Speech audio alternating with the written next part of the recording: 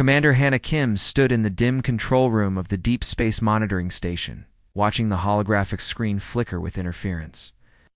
The emergency signal was coming through weak, but clear enough to understand. She had been expecting routine patrol reports, not this. The image that appeared made her breath catch. A tall alien with bright blue skin and huge pearl-like eyes stared back at her. His face showed pure terror, the kind that comes when death is certain. His voice shook as he spoke in broken galactic standard, the common language most species used for trade. "Please, anyone who can hear this message," the alien begged, his hands pressed together in what looked like prayer. "My name is Ambassador Veltar of the Zephyrian Coalition. The Void Swarm has come to our worlds. They have already destroyed 3 of our planets. Billions are dead." Hannah felt her stomach drop.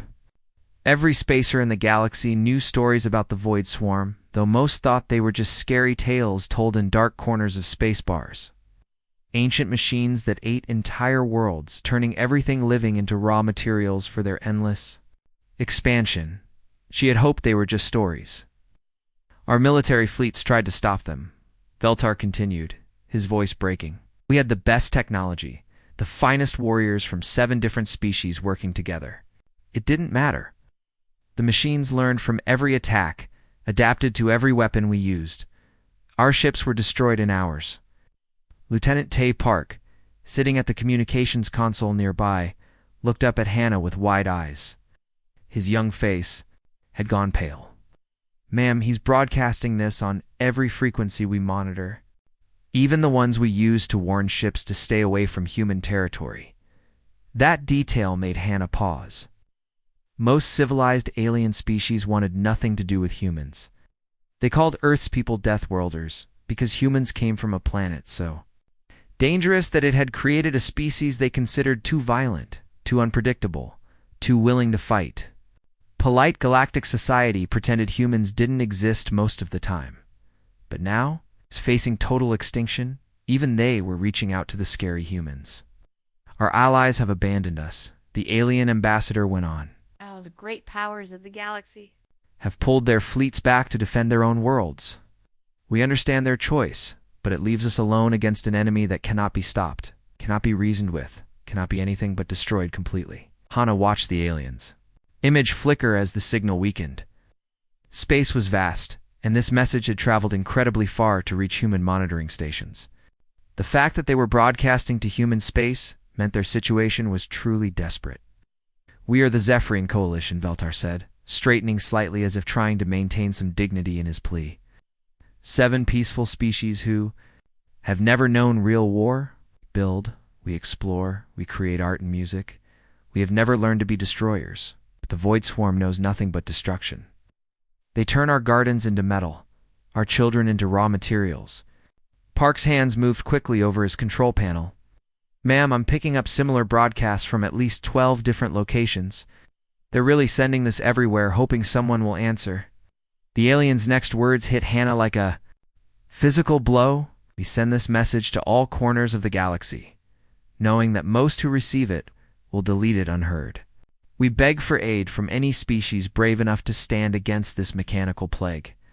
We offer everything we have, all our technology, all our resources, all our worlds if any survive.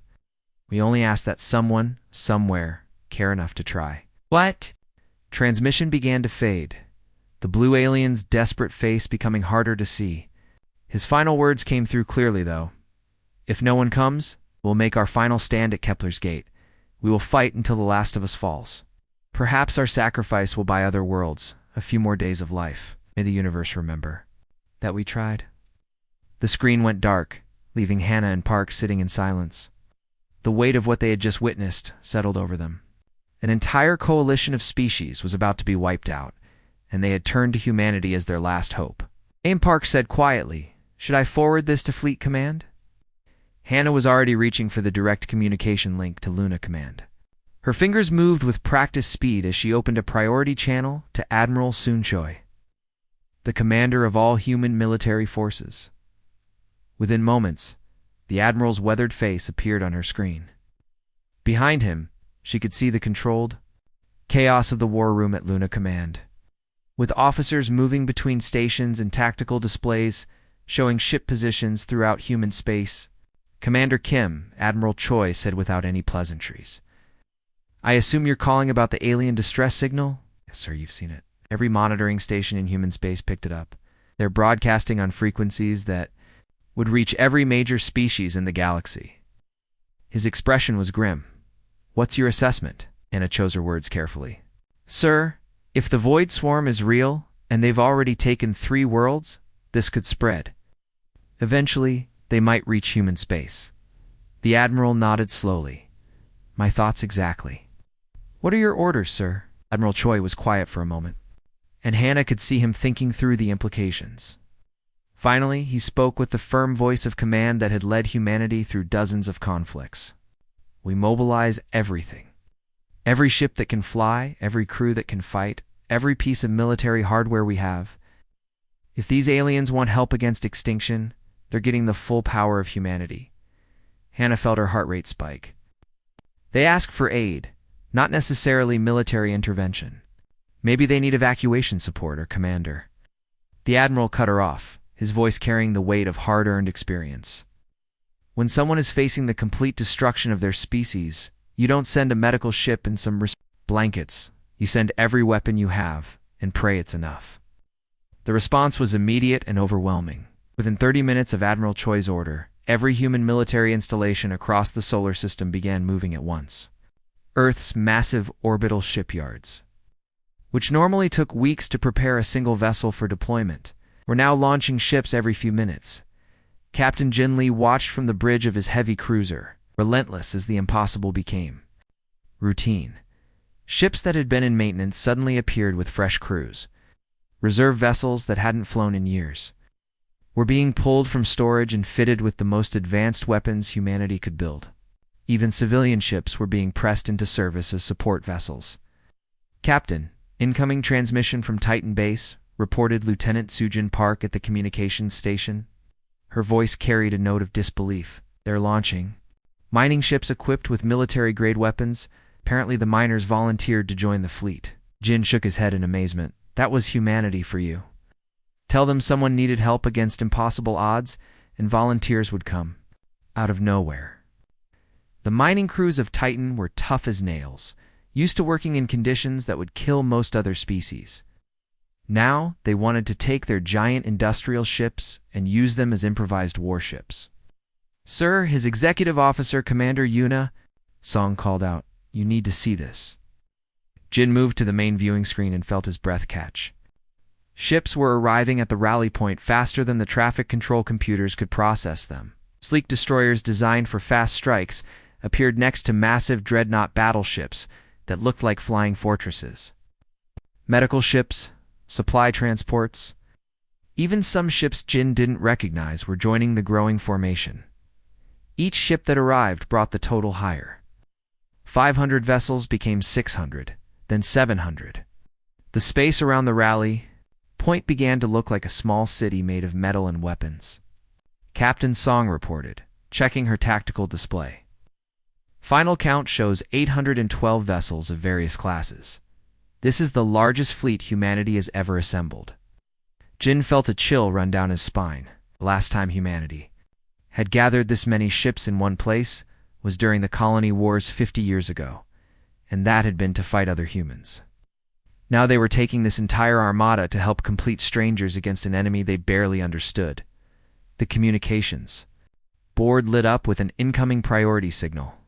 "All senior officers report to the flagship Indomitable for immediate briefing," came Admiral Choi's voice over the fleet-wide channel. Jin looked at the massive ship dominating the center of their formation.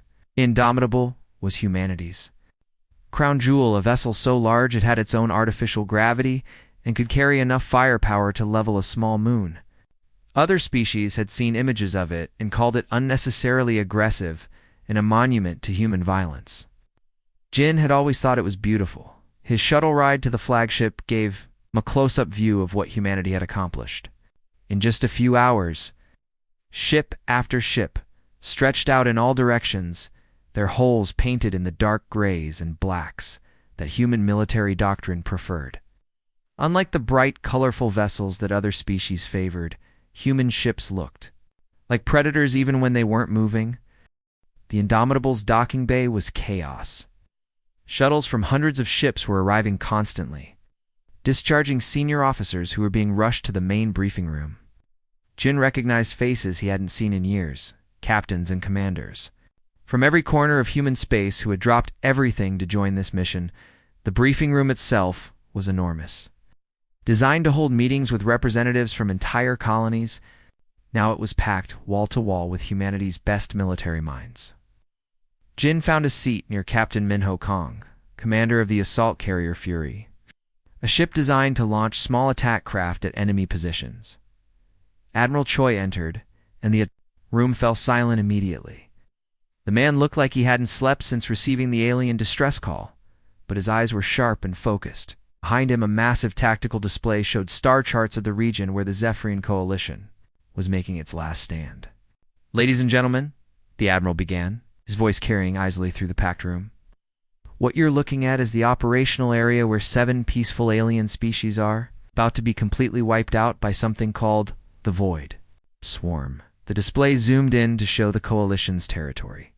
Red markers indicated worlds that had already been destroyed, while yellow ones showed planets currently under attack. There weren't many yellow markers left. Intelligence gathered from their emergency broadcasts tells us the Void Swarm consists of ancient machines that consume all biological matter to fuel their expansion. They adapt to enemy tactics in real time, learning from each engagement and modifying their approach accordingly. Captain Yoon, Seojin from the destroyer, Lightning raised her hand. "Sir, if they adapt that quickly, how did the Coalition expect to fight them at all?" "They didn't, Captain. Their final transmission indicated they're planning a last stand at something called Kepler's Gate, hoping to buy time for other species to prepare defenses." Admiral Choi's expression grew darker. They expect to die. The room was quiet as the implications sank in. Then Captain Kang spoke up. "Sir, what makes us think we can succeed where they failed? These are advanced civilizations with technology we've never seen." Admiral Choi turned to face the assembled officers, and Jin saw something in the man's eyes that made him straighten in his chair. It was the look of a predator that had found worthy prey. "Because, Captain, every alien species that's faced the swarm has tried to fight them properly.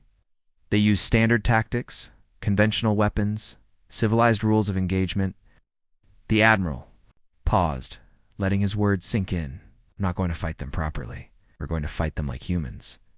A ripple of understanding moved through the room, followed by dark chuckles from officers who knew exactly what that meant. Human military doctrine had never been civilized. It was brutal, unpredictable, and designed around the principle that there were no fair fights, only fights you won and fights you lost. "The swarm adapts to logical tactics," Admiral Choi continued. "We're going to show them what illogical looks like." The observation station orbiting Kepler 44 to be had been built. As a peaceful research facility, its designers never imagined it would one day serve as the last outpost of a dying civilization, watching for signs of rescue that might never come. Ambassador Veltar stood in the station's main control room, staring at screens that showed nothing but empty space. His blue skin had grown pale over the past weeks as world after world fell to the Void Swarm. The 7 species of the Coalition had been reduced to scattered refugee fleets and a handful of observation posts like this one.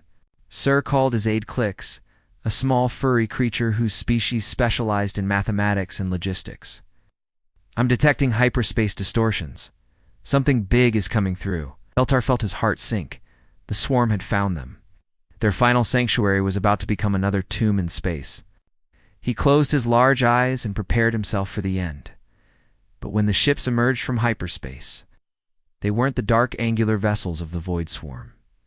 These ships were different, built from gray metal with designs that looked both crude and deadly. More importantly, there were hundreds of them. "By the great light," Veltar whispered, his voice barely audible as he stared at the tactical display. Ships were still appearing, dropping out of hyperspace in perfect formation. The numbers kept climbing. 300, 500, 700. Clix was frantically working at his console, trying to process what they were seeing. Sir, I count 817 vessels. Our energy signatures are massive. Every single ship is armed. For heavy combat, the ambassador felt dizzy when the coalition had sent out their desperate plea for help. They had hoped for maybe a single ship with advanced technology, or perhaps a small fleet willing to help evacuate their remaining civilians. They had never imagined this. The fleet was arranging itself in a formation that made Veltar's military advisors nervous. These weren't the neat, organized patterns that civilized species used for ceremonial displays. This was a combat formation, designed for maximum firepower and tactical flexibility. Sir, Click said, his voice shaking, they're scanning us. And the energy readings suggest their weapons are actively charging. Before Veltar could respond, the main communication screen flickered to life. The image that appeared made him step backward in surprise. The being looking back at him was clearly from a Deathworld species. His hair was steel gray, his face was marked with old battle scars, and his eyes held the cold calculation of a predator. Ambassador Veltar, the alien said in heavily accented galactic standard. I am Admiral Sung Choi of the Human Defense Coalition. We received your distress call and have come to provide assistance. Veltar struggled to find his voice. He had heard of humans, of course. They were the galaxy's most notorious Deathworlders, a species so violent and unpredictable that most civilized worlds refused to trade with them. Their home planet Earth was considered too dangerous for normal life forms to visit. Admiral Choi Veltar managed to say, trying to keep his voice steady, "We are grateful for your response to our plea.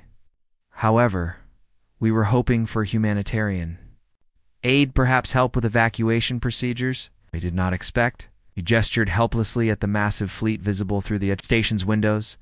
The human's expression didn't change at all. His scarred face remained as hard as the metal his ships were built from. Ambassador, your entire civilization is facing complete extinction. Food, supplies, and medical aid won't stop the void swarm.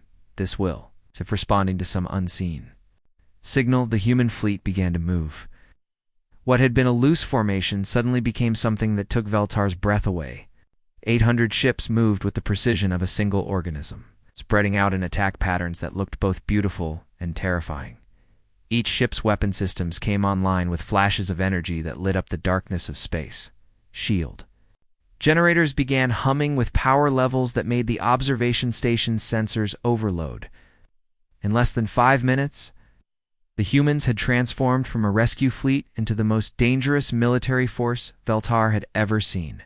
Sir, reported Clicks, his small hands shaking as he read his instruments. Their combined firepower exceeds anything in our databases. I think they could destroy entire planets with this fleet. Admiral Choi's image remained on the screen, watching. Veltar's reaction with eyes that missed nothing. Ambassador, we understand your people prefer peaceful solutions. But the Void Swarm doesn't negotiate. It doesn't show mercy. It doesn't stop. The only language it understands is complete destruction. Before Veltar could respond, alarms began sounding throughout the observation station.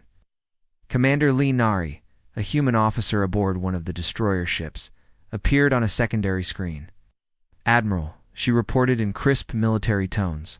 Long range sensors are detecting massive mechanical signatures approaching from the Void Swarm's last known position. They're moving fast and in large numbers. Admiral Choi nodded, as if he had expected this news. Time to contact, Commander? 6 hours at current speed, sir? It's maybe less if they detect our presence and increase velocity. The Admiral turned back. To Ambassador Veltar, it seems your enemies have found us. It saves us the trouble of hunting them down. Veltar felt his world tilting. The humans weren't here to evacuate civilians or provide defensive support. They had come here to fight the Void Swarm directly, ship to ship, with no backup plan except total victory or total destruction. Admiral, he said desperately, you don't understand what you're facing. The Swarm destroyed our combined fleets and ours. They adapt to every tactic, every weapon. No one has ever defeated them in direct combat. For the first time, Admiral Choi smiled. It was not a reassuring expression. Ambassador, no one has ever fought them the way humans fight. We don't follow civilized rules of engagement. We don't worry about proportional response. When someone threatens extinction, we respond with extinction. The human fleet continued to spread out across the system, taking positions that would give them maximum tactical advantage when the enemy arrived. Veltar watched in fascination and horror as humanity's war machine prepared to face an enemy that had never known defeat. Signal all ships, Admiral Choi ordered his fleet. Combat readiness in 6 hours. Today we find out if humanity's reputation is earned or just galaxy-wide propaganda. The enemy arrived exactly when the humans predicted they would. At the edge of the Kepler system, space itself seemed to tear open as thousands of dark shapes poured through hyperspace rifts like oil spilling into clear water. Lieutenant Hu Yanesio had volunteered for the most dangerous job in the fleet. Her reconnaissance ship Swift Arrow was built for one purpose: getting close enough to enemy forces to gather intelligence without being detected. The ship's advanced stealth systems made it nearly invisible, but that meant nothing if the enemy had sensors humanity had never encountered before. Approaching the swarm's outer perimeter, she reported quietly to her captain over the secure communication link, beginning detailed scans now. What she saw through her ship's sensors made her stomach turn cold. The Void Swarm vessels weren't like anything in human military databases. While human ships were built from solid metal and composite materials, these things seemed to be alive in some horrible way. Their black surfaces rippled and flowed like liquid, constantly changing shape as they moved through space. "Captain Park, you need to see this," Hyun whispered into her communicator. "These ships are rebuilding themselves as I watch. Oh. Their whole configurations are shifting to match the energy signatures they're detecting from our fleet." Even more disturbing was how the swarm moved.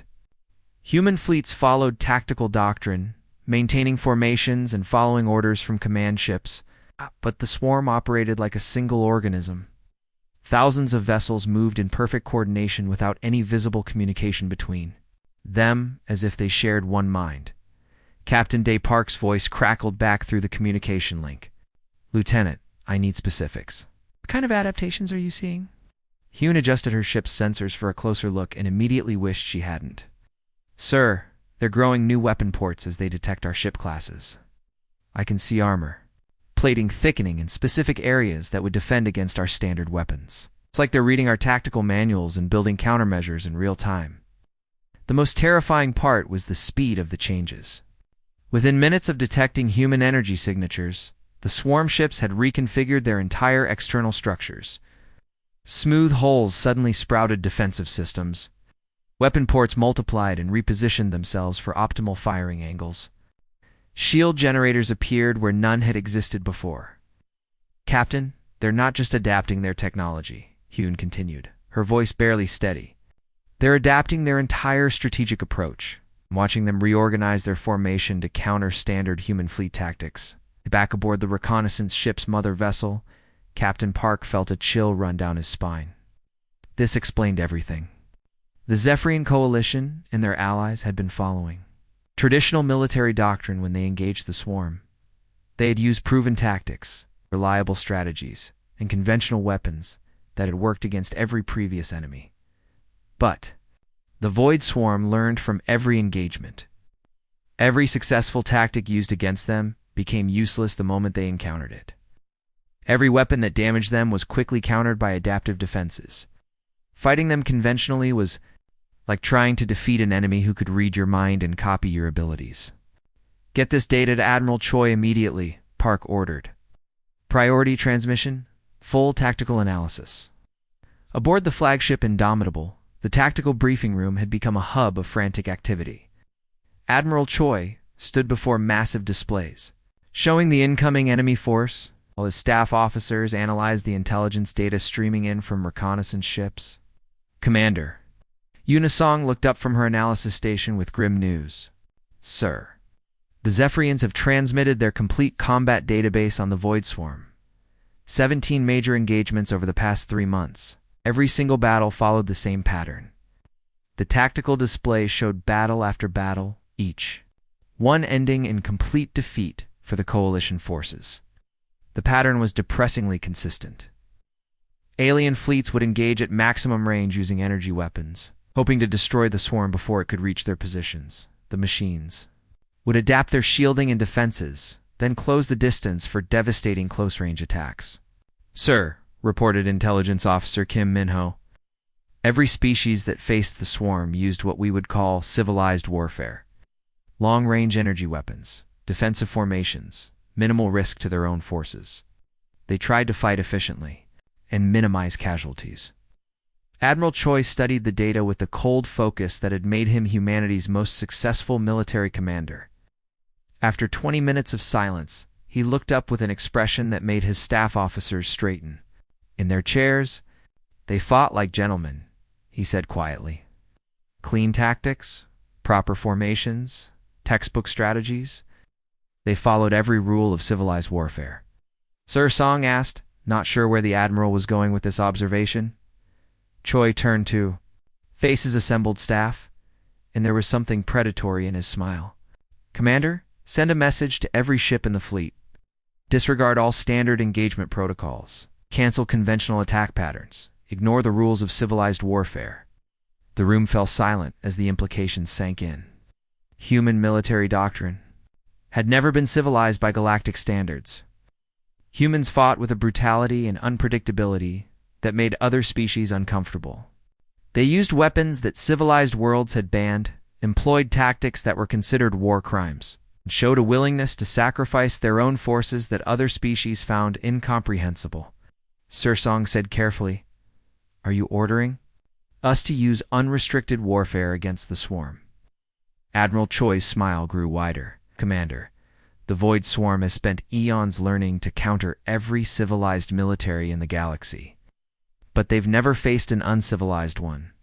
They've never fought an enemy that treats warfare as a problem to be solved with maximum violence and minimum concern for fair play. He paused, looking out at the displays showing the approaching enemy fleet. Send word to all ships. We're going to show these machines what happens when they threaten a species that evolved by fighting everything on their planet until they ran out of things to kill. We're going to fight dirty, and we're going to enjoy every minute of it. The battle started in a way that no military academy in the galaxy would have approved of. While the Void Swarm arranged itself in a perfect formation near the massive Kepler Gate, humanity's fleet seemed to be doing nothing at all. The human ships just floated in space, apparently waiting for the enemy to get closer. The swarm's mechanical minds calculated probabilities and prepared for standard engagement they expected. The humans to open fire with energy weapons at maximum range, just like every other species had done.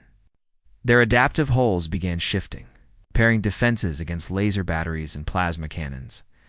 Captain Jin Lee aboard the heavy cruiser, Relentless, watched his targeting computer as it tracked the enemy formation. His ship had been modified. With humanity's most brutal innovation in space warfare, kinetic kill vehicles that his crew nicknamed crowbars, Weapons Officer Kim Jin said quietly to the young man at the tactical station, "Launch everything we have. Full spread, maximum velocity." The Relentless shuddered as dozens of tungsten rods shot out from hidden launch tubes. Each rod was accelerated by magnetic fields until it reached 20% of light speed. At that velocity, the rods had no energy signature that enemy sensors could detect. They were just chunks of metal flying through space, invisible until impact. Other human ships followed the same pattern. Across the fleet, hundreds of kinetic weapons launched simultaneously. The Void Swarm's sensors detected nothing unusual. Their adaptive armor continued preparing for energy. Weapon attacks that weren't coming. The first impacts happened without warning. Tungsten rods moving at relativistic speeds hit the lead swarm ships and instantly converted matter into superheated plasma. The adaptive armor that could deflect any energy beam was useless against raw kinetic force, moving at a significant fraction of light speed. Direct hits across their entire front line, Kim reported, his voice filled with savage satisfaction. 57 enemy ships completely destroyed, another 31 showing major damage. The swarm's perfect formation suddenly had massive gaps torn through it. Ships that had existed moments before were now expanding clouds of glowing gas. The mechanical minds controlling the fleet had never encountered anything like this. But the swarm learned fast. Within minutes, the surviving ships began sprouting new defensive systems.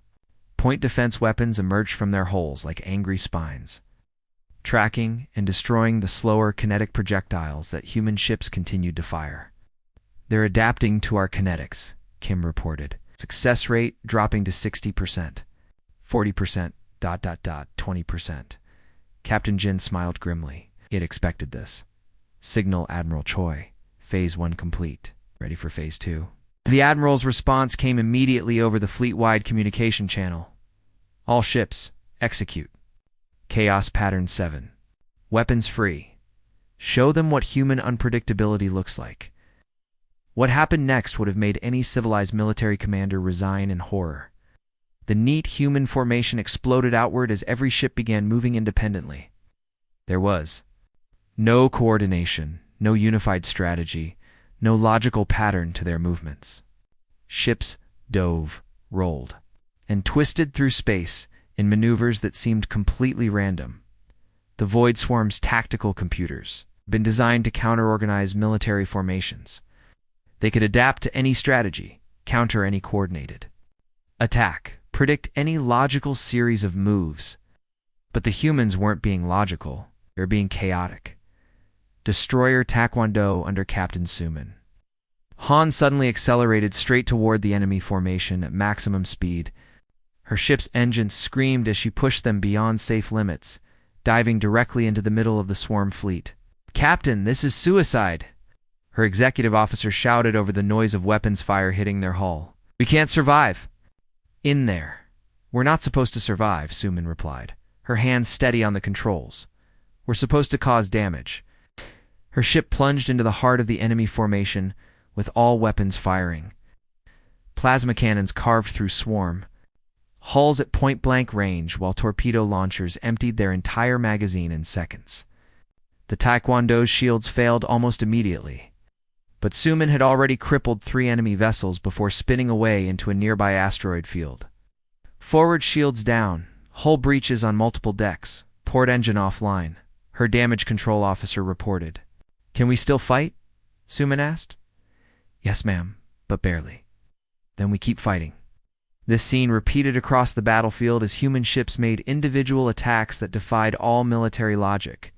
Some ships used the gravity of nearby asteroids to slingshot themselves at impossible angles. Others fired their weapons while spinning wildly, creating unpredictable firing patterns. A few captains even rammed enemy vessels, ejecting their crews at the last second while their ships became guided missiles. The Void Swarm tried desperately to adapt, but adaptation required patterns to analyze. Human behavior had no patterns. One ship might attack from above while another came from below. A third might simply charge straight ahead while firing everything it had. "Sir," reported Commander Unisong from the flagship's tactical station, "the enemy formation is beginning to break apart. Their coordination is failing." Admiral Choi watched the battle unfold with grim satisfaction. The swarm's perfect efficiency was becoming its weakness. Their shared consciousness couldn't process the chaos of human tactics fast enough to mount effective responses. "Signal all ships," he ordered. "Continue random attack patterns. Don't let them find a rhythm to adapt to." The battle had become something unprecedented in galactic military history, organized chaos that somehow worked. Human ships seemed to be fighting without any plan at all, but their combined effect was devastating. The Void Swarm, which had crushed every civilized military force it encountered, was struggling to understand an enemy that fought like organized madness. Hours passed with human vessels diving in and out of combat, striking from unexpected angles, using tactics that made no logical sense but somehow achieved their objectives. The swarm's adaptive protocols, designed to counter rational strategies, found themselves trying to adapt to pure unpredictability. As the battle reached its peak intensity, humanity began unleashing weapons that no civilized species had ever considered building. The Zephyrian observers watching from their distant station could hardly believe what their sensors were telling them, Ambassador. Veltar stared at his tactical display in complete shock. The readouts showed energy signatures that seemed impossible. "What are those humans doing now?" he whispered to his aide. Klix checked his instruments 3 times before answering. His small hands were shaking as he spoke. "Sir, they appear to be creating artificial stars inside the enemy formation. The temperature readings are showing fusion-level reactions happening in open space." Captain Minho Kong aboard the assault. Carrier Fury was responsible for some of the most spectacular destruction on the battlefield. His ship specialized in launching small attack craft, but today it was deploying something far more dangerous. The humans called them Sunbreakers, and they lived up to their name. "Launch sequence complete," reported his weapons officer. "All stellar charges deployed and armed." The weapons were insane by any reasonable standard. Each Sunbreaker contained a small amount of fusion fuel that could be triggered to create a brief, but incredibly intense fusion reaction in the vacuum of space. The result was like setting off a miniature star that burned for just a few seconds. When the charges detonated inside the Void Swarm formation, the effects were devastating. The temperature spike reached millions of degrees, hot enough to melt the hull of any ship within 1,000 kilometers.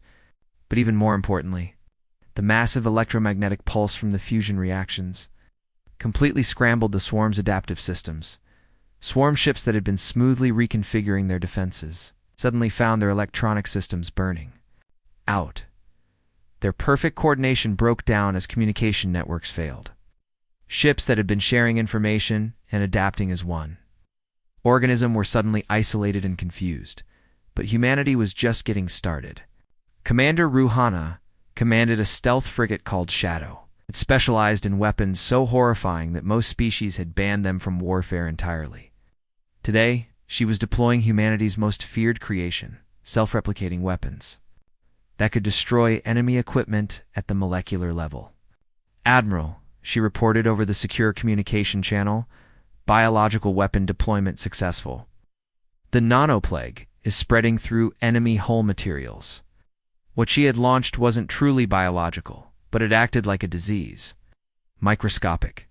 Machines that could break down metal and composite materials, converting enemy armor into useless scrap. The weapon spread from ship to ship, wherever the swarm vessels made contact with each other. Turning their adaptive armor into a weakness, the Void Swarm tried desperately to counter these new threats. But humanity's arsenal seemed endless and completely unpredictable. Just when the enemy adapted to fusion weapons, the humans would switch to gravitational distortions that crushed ships like tin cans. When biological weapons were countered, kinetic projectiles would smash through defenses at relativistic speeds. Even more disturbing to the alien observers was how casually the humans treated their own losses. Captain Youngjin Park's destroyer Lightning had taken critical damage from 3 swarm vessels. Instead of retreating to a safe distance for repairs, Park did something that made Ambassador Veltar gasp in horror. "All crew to escape pods," Park announced over his ship's communication system. "We're going to ram the largest enemy vessel. 30 seconds to impact." The human crew ejected in small survival capsules while their captain stayed behind to guide the ship manually. The Lightning, now a 50,000-ton guided missile, smashed into the swarm command vessel at full speed. Both ships vanished in a ball of expanding plasma. This wasn't an isolated incident. Across the battlefield, human ships were turning themselves into weapons when conventional firepower wasn't enough. Some captains would overload their fusion reactors and dive into enemy formations. Others would use their ship's artificial gravity generators to create tiny black holes that sucked in everything nearby. Admiral reported Captain Young-Soo Kim from the heavy cruiser Defiant. "Enemy command structure appears to be breaking down. Their tactical networks are overloading, trying to process our combat patterns." Admiral Choi nodded with grim satisfaction. As he watched the battle unfold, the Void Swarm's greatest strength was also becoming its greatest weakness. Their shared consciousness and perfect coordination required predictable enemies that followed logical patterns. But humans didn't fight logically. "That's the difference between us and them," the Admiral explained to his bridge crew. "They think warfare is a mathematical equation to be solved. Calculate the enemy's capabilities, adapt appropriate counters, achieve victory through superior efficiency." He gestured toward the chaos visible on the main screen, where human ships were fighting in ways that defied every rule of civilized warfare. "We know that war is pure chaos. You either learn to thrive in that chaos, or it destroys you." The swarm spent eons perfecting their ability to counter organized, logical enemies. But we're not organized or logical. We're survivors from a planet that tried to kill us every single day until we became unkillable.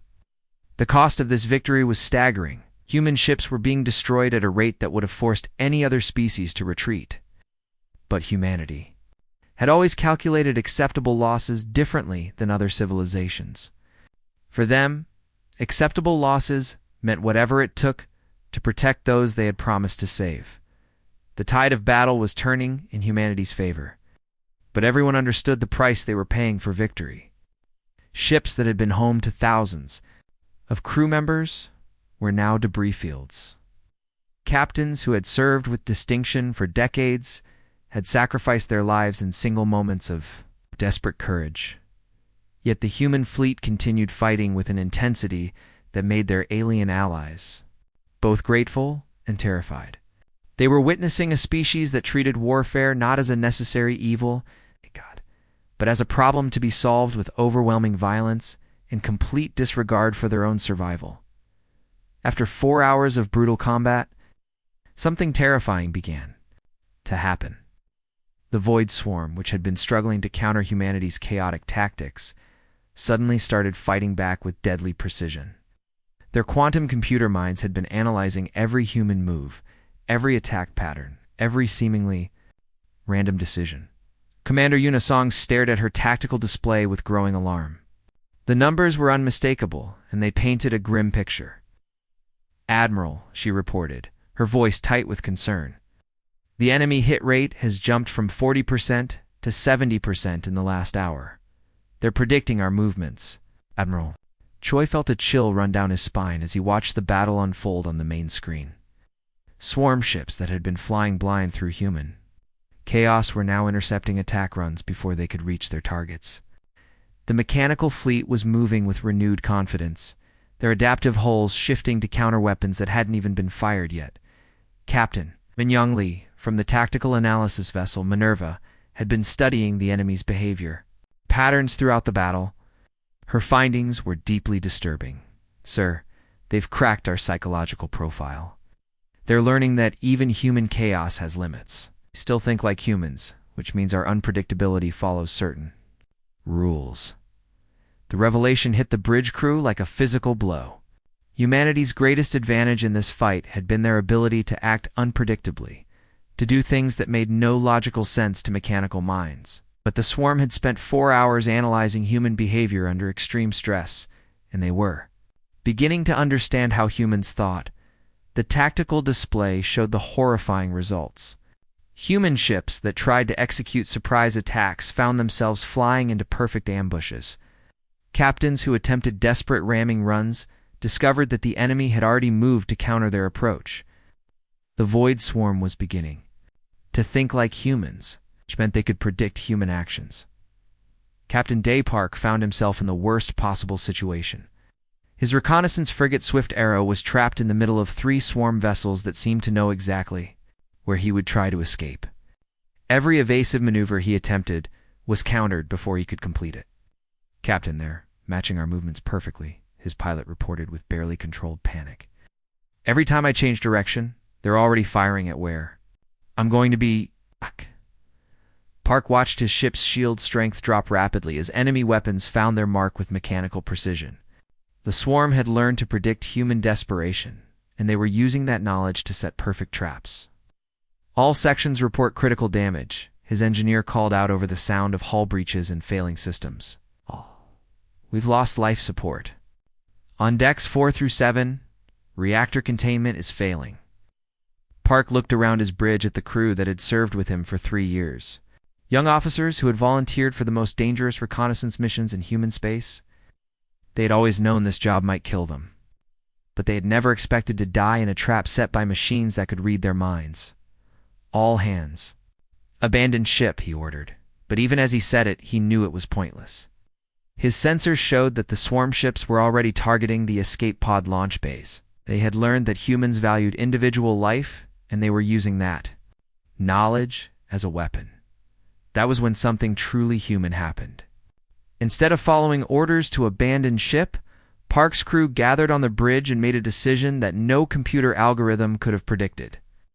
"Sir," his weapons officer said quietly, We volunteer to stay aboard. Let's take that big one with us. Park looked at the largest swarm vessel in the formation, a massive command ship that was coordinating the perfect ambushes killing human vessels throughout the system. His own ship was already dying, but it still had engines and enough mass to punch through enemy armor. Are you all certain? He asked his crew, giving them one last chance to change their minds. The response was unanimous. Every officer on the bridge nodded their agreement. They would rather die fighting than give the enemy the satisfaction of a clean victory. For humanity, Park whispered as he pushed his ship's engines to maximum power and aimed directly at the swarm flagship. The collision was spectacular. A swift arrow, now a 50,000-ton guided missile, smashed through the enemy vessel's adaptive armor and exploded deep inside its hull. Both ships vanished in an expanding ball of superheated plasma that lit up the battlefield. Similar scenes were playing out across the combat zone. Human crews, trapped in situations where survival was impossible, were choosing to turn their deaths into weapons. Ships that could have tried to escape were instead ramming enemy vessels. Captains were overloading their reactors and diving into swarm formations. But even human sacrifice was being countered. The Void Swarm was learning to predict desperate kamikaze attacks, positioning their ships to minimize damage from ramming attempts. They were adapting to humanity's willingness to die fighting. Commander? Song studied the tactical projections with growing despair. Admiral, at current loss rates, we'll lose fleet cohesion within 2 hours. The enemy is neutralizing our tactical advantages faster than we can develop new ones. Admiral Choi stared at the display showing red icons that represented destroyed human ships. Each icon had been home to hundreds of crew members who had volunteered for this mission. Good people who had followed him across the galaxy to save. Strangers from extinction, the mathematics were becoming undeniable. The Void Swarm was adapting to human psychology faster than humans could change their tactics. Their infinite flexibility was overcoming even humanity's legendary unpredictability. But then the Admiral smiled. It was an expression that made his bridge crew straighten in their chairs. It wasn't a smile of joy or confidence. It was the grin of a man who still had one card left to play, even when the game seemed lost. Signal all ships, he ordered, his voice carrying across the fleet-wide communication channel. Prepare for Protocol Omega.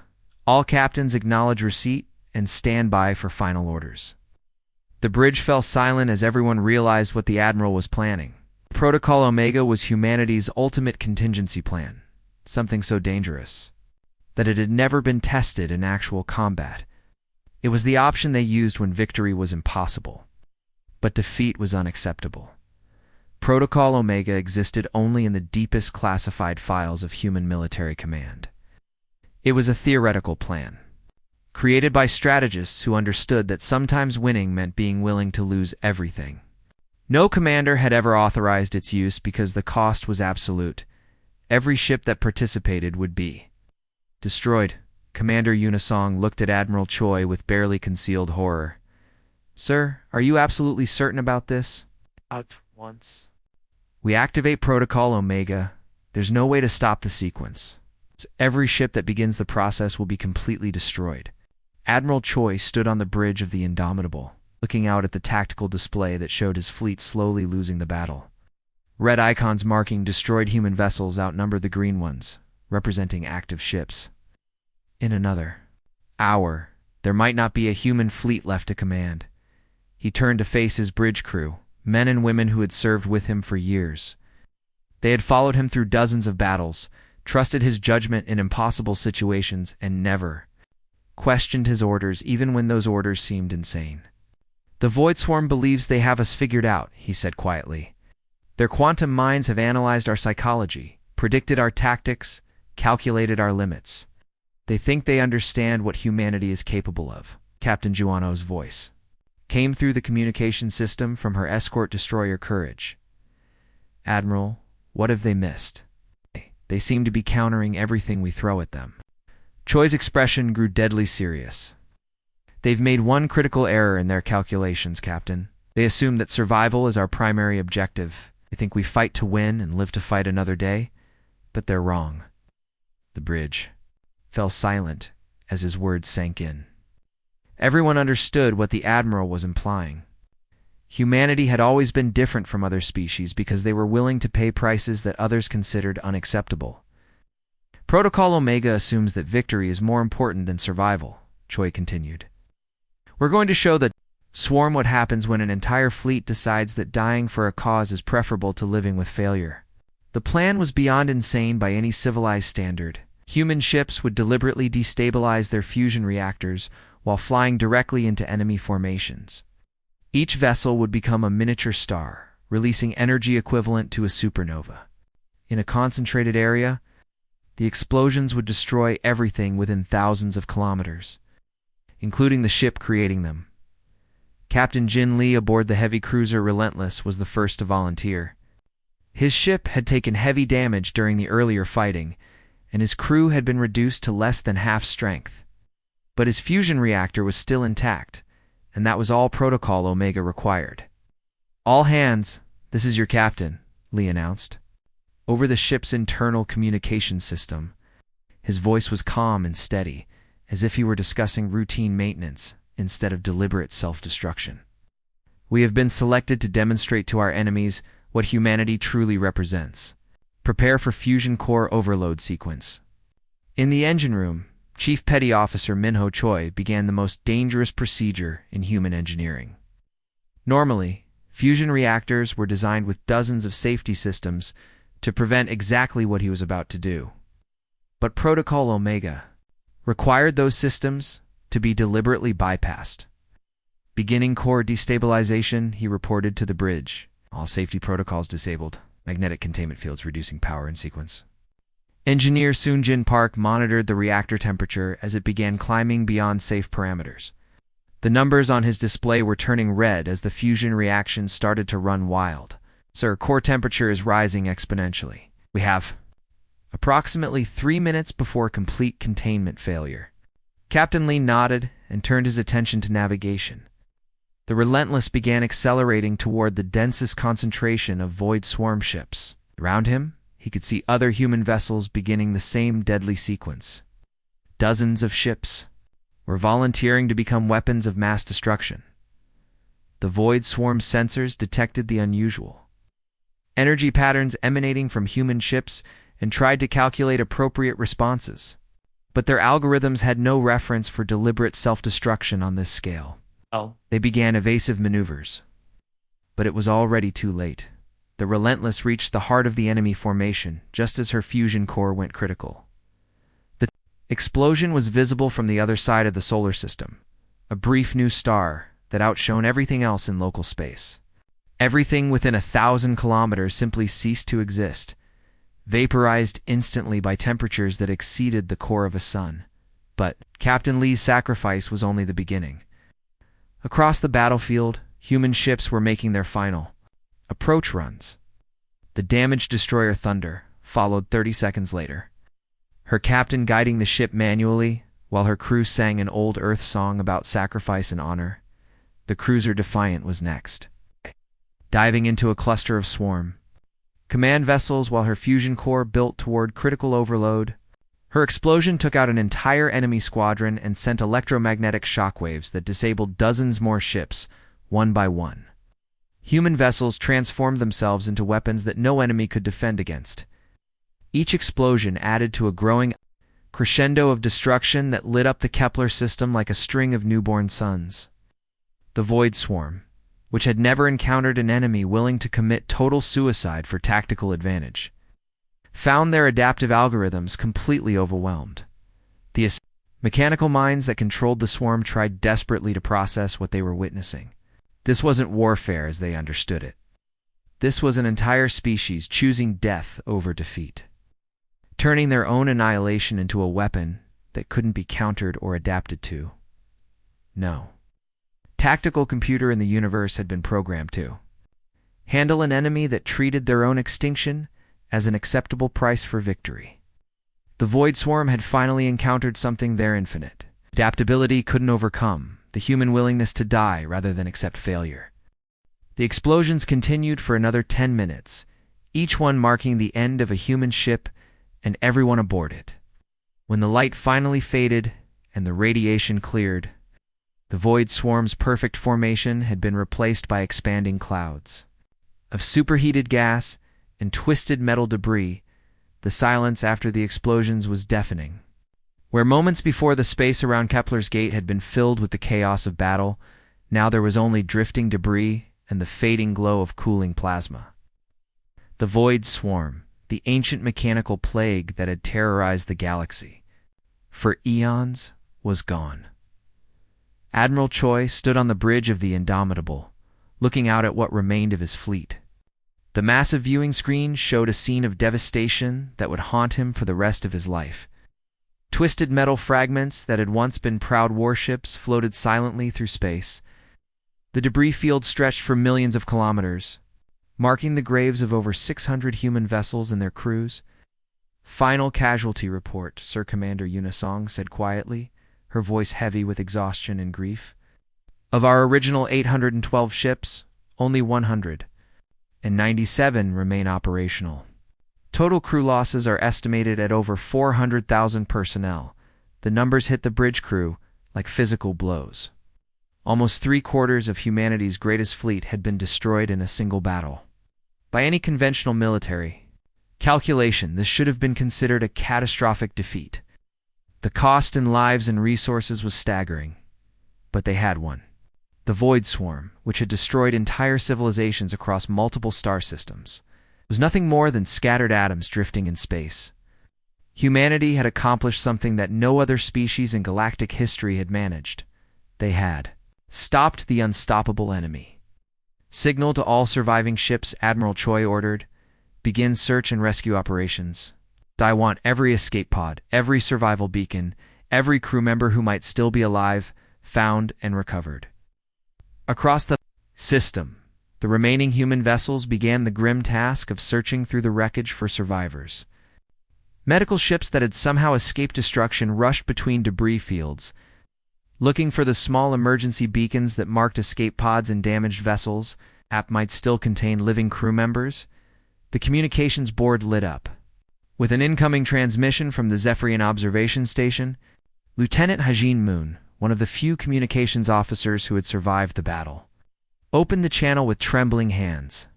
Ambassador Veltar's image appeared on the main screen. The blue-skinned alien looked like he had aged years.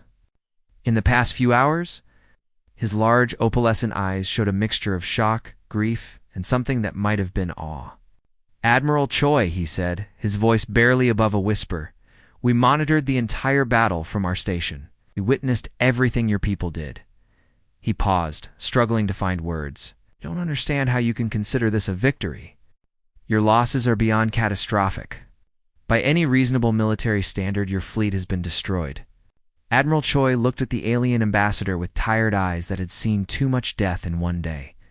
His weathered face, marked by decades of combat experience, showed a weary smile that held no joy. "Ambassador, you're making the mistake of thinking like a civilized species," he replied. "Your people calculate acceptable losses before going to war. You weigh costs against benefits, plan for sustainable casualties, seek victory through superior technology and strategy." He gestured toward the debris field visible through the ship's windows, where the remains of hundreds of human vessels drifted among the scattered fragments of the Void Swarm. Humanity learned a long time ago that sometimes the only way to win is to be willing to lose everything. The Swarm was perfect at adaptation. It could counter our weapons, predict our tactics, even learn to handle our unpredictability. But there was one thing their perfect algorithms could never account for. "What was that?" Veltar asked, leaning forward despite himself. "Our willingness to die rather than accept failure," Choi said simply. "They could adapt to any weapon we built, any strategy we employed. But they couldn't adapt to 600 ships full of people who decided that their deaths were an acceptable price to pay for your survival." The alien ambassador fell silent, processing what he had witnessed. His species, like most in the civilized galaxy, viewed warfare as something to be conducted with honor, with reasonable limits, with respect for life on both sides. They fought to achieve specific objectives with minimal casualties. But humanity had shown them something entirely different. Warfare as an absolute commitment, where survival itself became negotiable if victory required it. Entire species choose collective sacrifice over individual preservation. Admiral Veltar said finally, his voice filled with an emotion that didn't translate well between species. The Zephyrian Coalition owes humanity a debt that can never be repaid. You didn't just save our 7 worlds, you probably saved every biological species in this entire sector of the galaxy. Admiral Choi nodded his acknowledgement, but his expression remained somber. The weight of command had never felt heavier than it did in this moment of victory. The debt is paid in blood, Ambassador. 400,000 of my people gave their lives to stop an enemy that threatened your extinction. I remember that sacrifice. When your people tell stories about this day, he paused, looking out at the rescue operations continuing throughout the debris field. We're not heroes, Ambassador. Heroes save people and live to be celebrated. We're the species you call when heroism isn't enough, when the only solution is to be willing to pay prices that no civilized mind would consider acceptable. Over the following days, as the surviving human ships began their long journey back to Earth, word of the Battle of Kepler's Gate spread throughout civilized space. The story was told and retold, becoming legend almost immediately. The galaxy's peaceful species would remember this day with a complex mixture of gratitude and terror. They had been saved by the Deathworlders, the violent and unpredictable humans, who treated impossible odds as merely inconvenient obstacles. The same species that most civilized worlds preferred to pretend didn't exist had willingly sacrificed themselves to protect complete strangers from extinction. The Void Swarm was gone, forever destroyed so completely that not even their adaptive technology could recover. But the legend of humanity's response would echo through the stars for generations to come. Never again would any species make the mistake of underestimating what humans would sacrifice to protect those who asked for their help. In the end, humanity had proven that sometimes the greatest victory requires the greatest sacrifice, and that the willingness to die for others is the one weapon that no enemy can ever adapt to counter.